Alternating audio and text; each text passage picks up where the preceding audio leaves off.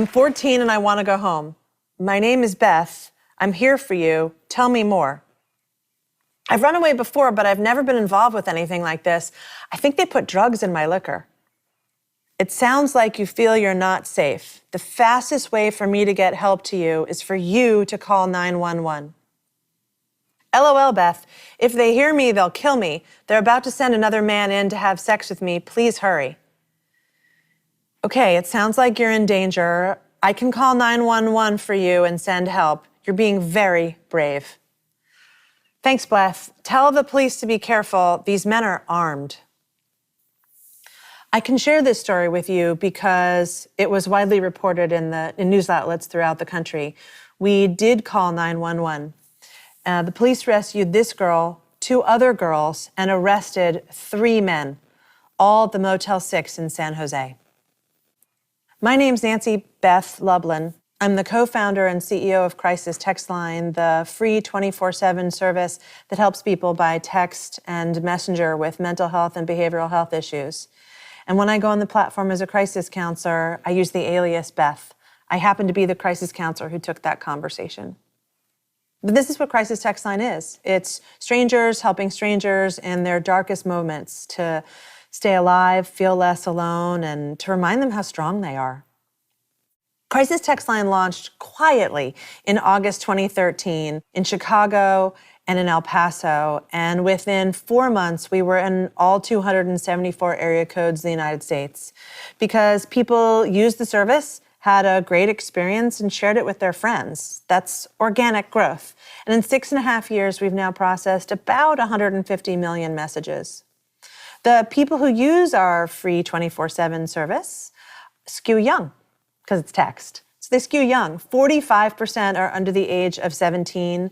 Also poor, racially diverse, 17% identify as Hispanic, and 44% LGBTQ.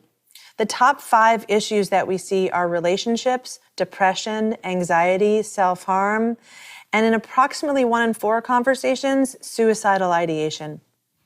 Everyone texting us is unhappy, yet we normally have about an 86% satisfaction rating from our texters. What makes it so good? The technology, the data, and the people. So the technology, it is not an app. It's not something you have to download. It's free. There's no complicated intake survey. So it's really user-friendly. You just text us. We use machine learning to stack rank the queue based on severity. Kind of like a hospital emergency room would take the gunshot wound before the kid with the sprained ankle. We work the same way. So we take the high-risk cases first. So the person who swallowed a bottle of pills would come before someone else. This is data science to save lives. But it's humans who do the counseling. We've trained over 28,000 volunteer crisis counselors who apply online, go through a background check, and then about a 30-hour training. And if they pass, and not everybody passes, there's only a 33% pass rate, they can save lives from their couch. It's a new gig economy for volunteerism, like Uber or Lyft for volunteerism. And we also have full-time staff with a master's degree in a relevant field. They're supervisors, and they watch every conversation and step in if needed. Thanks to this technology and data and our volunteer labor model, we're able to reach tons of people in pain, people who don't have access to other resources, like the gay teenager who can't share with his parents because they keep telling him to pray the gay away, or the girl who can't sleep at 2 a.m. because she's got anxiety about finals and she doesn't want to disappoint people who love her.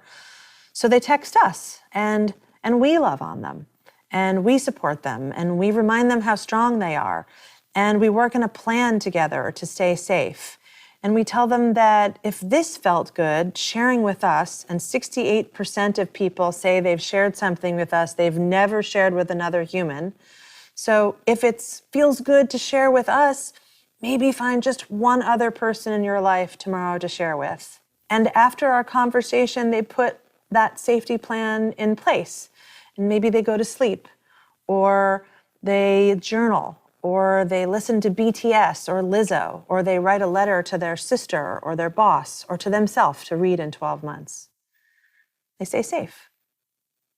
Sometimes people have the ideation, the plan, the means, and the timing to hurt themselves or someone else, and we can't de-escalate.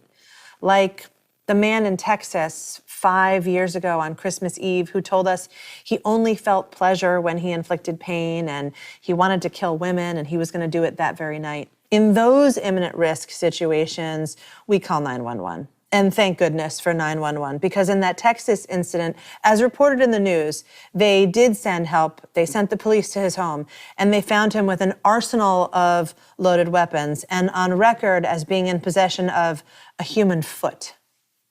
Now, active rescues are less than 1% of our conversations, but still, that's about 26 a day, and 6 of those a week are for homicide, typically school shooters.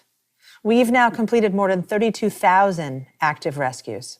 Our own data and external studies show that we're very good at saving lives and at changing lives. We use the data to make it possible for us to change systems. So, for example, we've just learned the best way, the best language to risk assess around suicidal ideation isn't to use the words, "Are you thinking of committing suicide?" Instead, it's to use the words like, "Are you thinking of death or dying?" Or "Are you thinking about killing yourself?" And now we've shared that language with journalists to adopt this. We've shared that language with activists. We're advising the National Emergency Number Association, the 911 Association, on best practices for first responders in suicide. And we're working with the Veterans Administration to identify suicidal ideation and intent in veterans. Pain isn't an American experience. It's a human experience. So we've been growing. So far, we've been expanding one country at a time: Ireland, the UK, Canada, which we did in both French and English. And we could keep growing one country at a time, and it would take us decades to reach even just a third of the people in the world. And that's just not acceptable. We've already seen, since the start of COVID in early March, a 40% increase in our volume. 78% of our conversations include words like freaked out, scared, panic. People are worried about the COVID virus, and so they're nervous about symptoms, and they're concerned for family on the front lines. We're also seeing the impact of the quarantines themselves. People are away from their routines. Perhaps they're quarantined with abusive people. So we've seen a 48% increase in sexual abuse and a 74% increase in domestic violence. One of the biggest impacts we've seen of the virus and the lockdowns is the financial stress.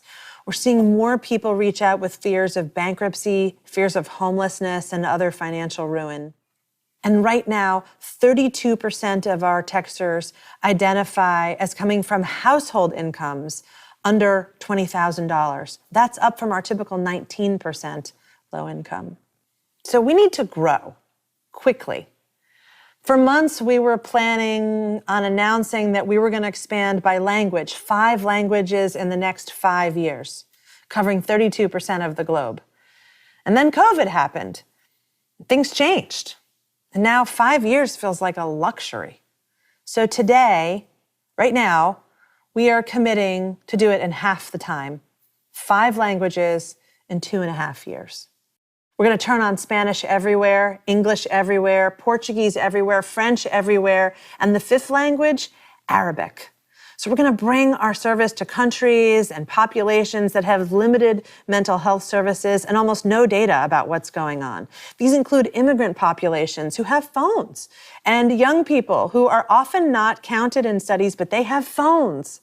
So we're going to shift to language, which makes the technology easier because in addition to text, we're going to be using WhatsApp and Messenger. And global expansion helps us with middle of the night capacity because we'll have time zone coverage. So think about it. This will be strangers helping strangers around the world, like a giant global love machine. And the fact that the TED community has supported our audacious dream is just deeply, deeply meaningful to me and to everybody on our team. And the best way for us to show our gratitude is to just let you know that we are ready and we are fired up. And we're going to use this support to impact millions of lives around the world. Times are hard, and it's confusing, and it's depressing, and sometimes we all feel alone, especially in isolation. But no matter what age, no matter what your situation is or where you live, we'll be at your fingertips, in your pocket.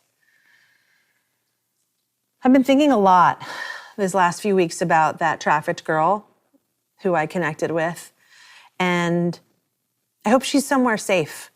I don't know how she's quarantined or who she's with, but I hope she's safe. And I don't know last year how she had our number or even how she had access to a phone to reach out to us. I never asked her because it didn't matter. What mattered was that she could contact us, that she did have it, and that we got help to her quickly. And that's the goal, is to make it easier for people to get help than avoid getting help. That in moments of hardship, of danger, of physical distance, that nobody is ever alone. That thanks to Crisis Text Line, none of us is ever actually alone.